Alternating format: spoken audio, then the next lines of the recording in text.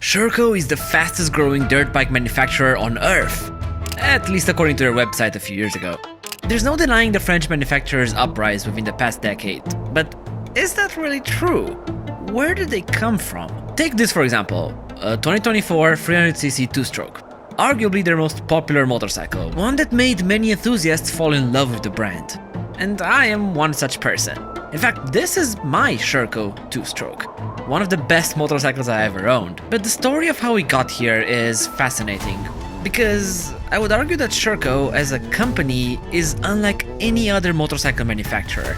This is the story of Sherco motorcycles.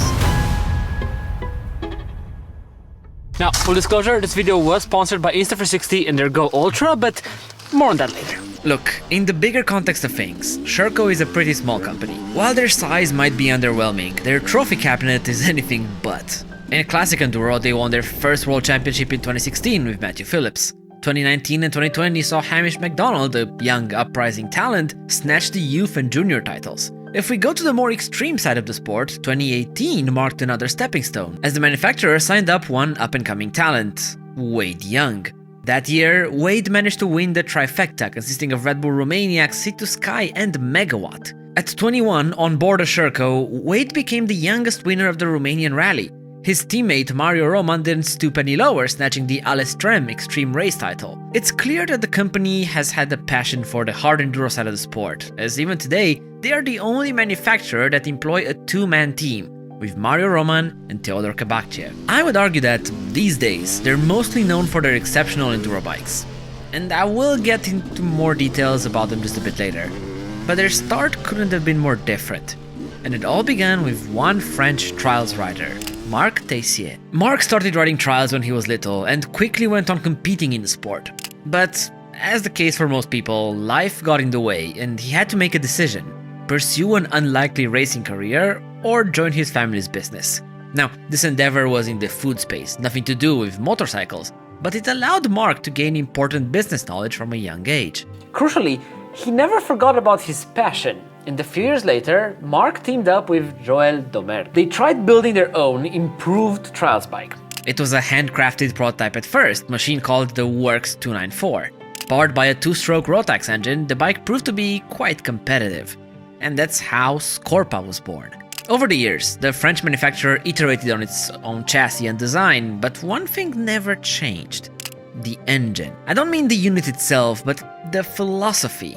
Look, Scorpa did change suppliers in 1988, but that was not Marc's vision. In order to see a bright future ahead, he was convinced that Scorpa had to start manufacturing their own power units. But his co-founder disagreed. This point of contention was never resolved, ending with Marc leaving the company he founded himself. He had another idea, and that idea would be called Sherco. The name that came to be is not accidental. It's a combination of the Sherpa and Bultaco names. You see, Marc thought that reviving an old company would help get their sales up quicker for his new endeavor. So he acquired the Spanish Bultaco name and dreamt of reviving the motorcycle manufacturer. Partnering with Andreu Codin, they released the first trials bike in 1999, the Bultaco Sherco. But there was a problem. You see, the contract allowed Marc to use the name in marketing all over the world, except for Spain. But crucially, it explicitly forbid him from making use of the iconic Sherpa model designation. That's when it hit him. What if the Bultaco name wasn't actually that relevant? What if the bikes themselves could be enough of a selling point? Marc shared around a survey asking potential buyers about their opinion, and that's when he realized. People were considering his bikes not for the name but for the engineering. So in just a couple years, Bultaco Sherco became Sherco by Bultaco, and finally the modern day rendition. Just Sherco. Their iconic 2.9 model, launched in the year of 2000, was nothing short of a revolution. Its engine alone was 10 kilograms lighter than the Scorpa of that time. It was also 7 centimeters narrower, drastically decreasing size while improving maneuverability. The chassis was so good that, in fact, Sherco didn't need to update it for a full 6 years. Remember, this was their first motorcycle. To come out with a brand new model, one as good as that was? That's kind of unheard of. And with such monster of a machine, they only had one thing left to do: prove themselves in racing. That Sherco behind me, I absolutely love that bike. But there's another thing I really love, and that's our video sponsor, the Insta460 Go Ultra. With its tiny size, it's one of the first cameras that you can really put in your helmet and not feel it, even if you wear it for an entire day. For comparison, this is arguably one of the last GoPros before they became really big, the 7. The Go Ultra is minuscule even against that, with video quality and battery life far outperforming it. I'm not going to compare its footage to a multi-year-old GoPro. That wouldn't be fair. So here it is compared to a DJI Action 4, just at a fraction of the size. The back magnetic mount, you can just stick it on everything, like on the van or wherever else, and it will just stay there, allowing you to capture a lot of different creative shots. While you can use it in the dock, you can also use it wirelessly, and you can preview the footage from the screen while your camera is somewhere up on a pole or something. You can get a really wide action view if you're doing dirt bike stuff. Make sure to check out the Black Friday deal for all Insta460 cameras to get up to 16% discount on the Go Ultra within the US and up to 33% on all products. That's also the X5, Ace Pro 2 and many more. In fact, by using the affiliate link on top of the Black Friday deal, you can also get a free 256GB memory card for the Go Ultra and Ace Pro 2 or a free motorcycle kit for any X5 purchase.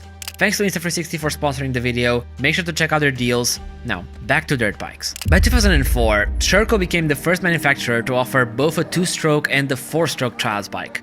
They iterated, introduced new chassis, kept evolving their platform.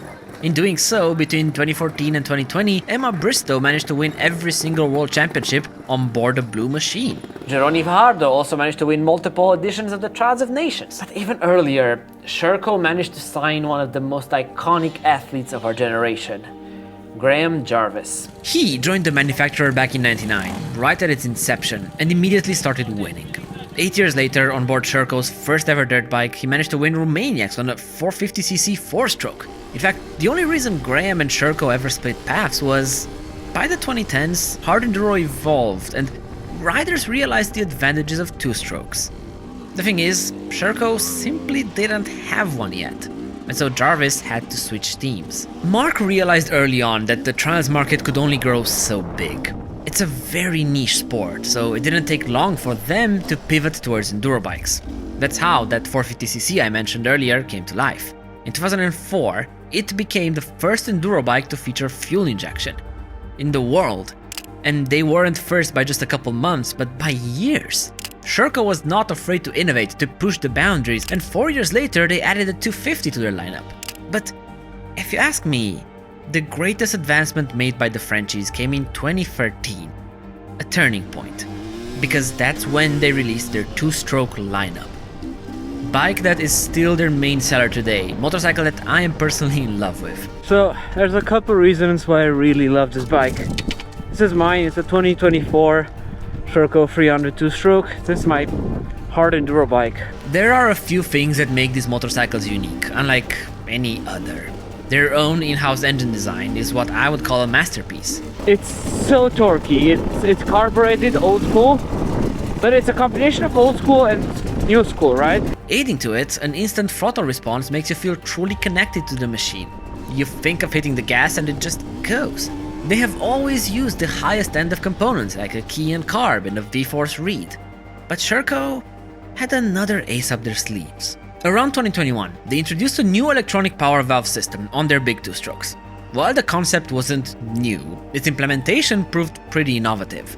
It was a system controlled by the ECU based on engine speed, unlike the older, rudimentary throttle opening systems. This allowed the motorcycle to tractor down low, but open up the valve and allow the engine to scream up in the revs. It gave the power band the linearity and flexibility that no other engine could provide. In fact, it took big manufacturers like KTM multiple years to bring this innovation on their side. And there is one more thing.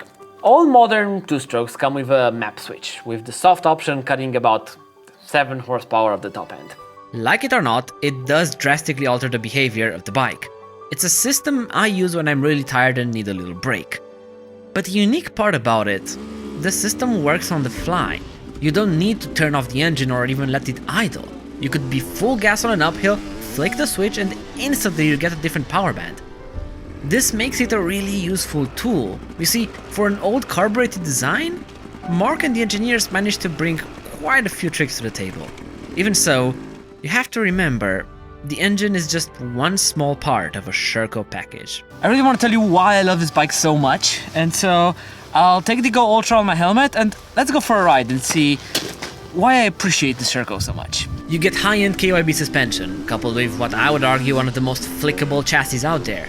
It's a bike that loves to be thrown around. It feels smaller, more compact.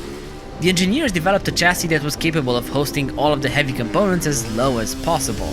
That's why the battery sits below the airbox. It's all these little details that add up. Speaking of details, they reused the 4-stroke gas tanks, but left the gap where the fuel pump would be. What this translates to is a bike that can carry its own tools or first aid kit within itself. They designed the electrical system for racing, such that the lights and fan run directly off the stator. In a nutshell, the battery only has one job: starting the engine. And that makes for a very reliable setup. They built a quick-release seat system together with an expansion tank. Just clever stuff, things that aren't gimmicks. Okay, if I was fair, I really wish they would add a diaphragm clutch to it. Sure, there are aftermarket options, but come on guys. Everyone else has it, and I would say it's objectively better. So, pretty please? The more I look into their design philosophy, I keep coming back to one principle. That's common sense. But to understand why, we need to examine Sherco as a company. They started off as a private individual entity. And in fact, all these years later, they still are a family-run business. This had downsides, meaning evolution could have been slower. Without big influxes of cash, you can't expand as rapidly. But I would argue this made Sherco a truly sustainable brand.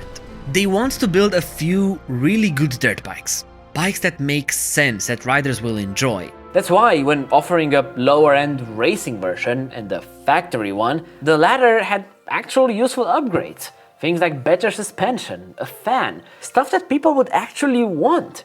Unlike glorified blink on KTM 6-days bikes. Then think of 2-stroke injection. Sherco could have released it a long time ago. Let's not fool ourselves, they were the first to come up with 4-stroke FI. It would be foolish to believe they couldn't release something for 2 strokes. But just because they can, doesn't mean they should. People from Sherco said so. Ultimately, they thought the carbs were simply better to ride and saw no reason to switch over. It was the best decision for the consumer. Personally, I agree. Think about it. In 2018, when KTM released the TPI, it got mixed reactions. And in fact, the value of the latest carb bikes skyrocketed. It proved that people, especially back then, didn't really like the injected bikes. And it proved Sherco was right. This is the thing. I would argue this common sense, customer-oriented approach made the French manufacturer survive and thrive all the way into modern days. Yet, unlike most other dirt bike brands, Sherco had another secret. You see, the group consists of 2 business lines. One is the motorcycles. But Mark realized this market could be volatile. He didn't want to be pressured into making unwanted decisions, compromising the bikes, so he decided to create a safety net for the company. That's when he launched the real estate side of the business.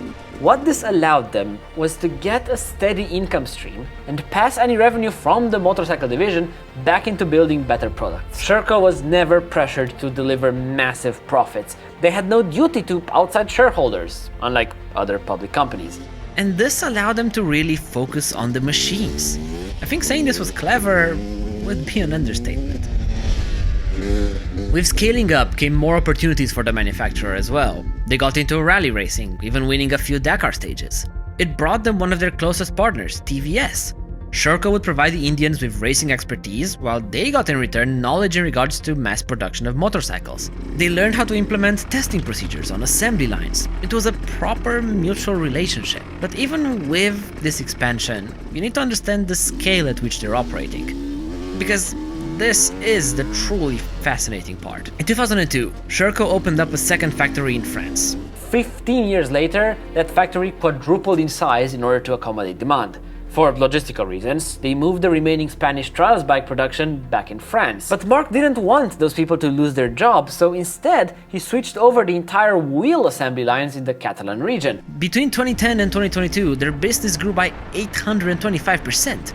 By 2018, they were already pumping out 15,000 units every year. As recent as a few years ago, Sherco was spread over 1,100 dealers in more than 74 countries.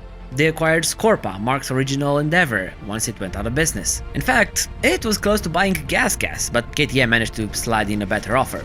And they did all of this while employing roughly 150 people. That's the entire operation, according to a Motorex article at least. The point is, when you factor in how tight of a business they are, their success becomes even more impressive. If you liked the action shots you've seen in this video, make sure to check out the Insta360 Go Ultra, link down in the description below and in the pinned comment. Thank you Insta360 for sponsoring this video. Ultimately, Sherco is a brand founded by enthusiasts and run by those same people. It's a company that allowed itself to grow naturally. And I have huge respect for that, from a business perspective. Their bikes are amazing. This is the bike that took me to Romaniacs, that I finished bronze class on, and there's a few things that Sherco does really well. Sure, I'm obviously biased, but I really love them. You see, unlike most other engineer and enthusiast-run companies from the industry, companies that went bankrupt, Sherco seems to have someone at the helm who understands the economic market. Someone rational with vast business expertise. If you look for history, most defunct manufacturers lacked that. But it seems like Mark and his team might just be that unicorn. Thanks for watching.